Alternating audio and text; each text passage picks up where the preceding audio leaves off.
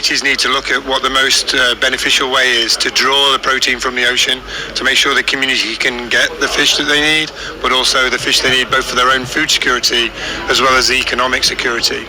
Transparency and understanding exactly where those trawlers are operating can really help us understand what damage could be getting done, and to make sure that the artisanal fishers still have their rights in the fishing areas that they need, and the trawlers can operate safely out of the way. Hata juzi wengine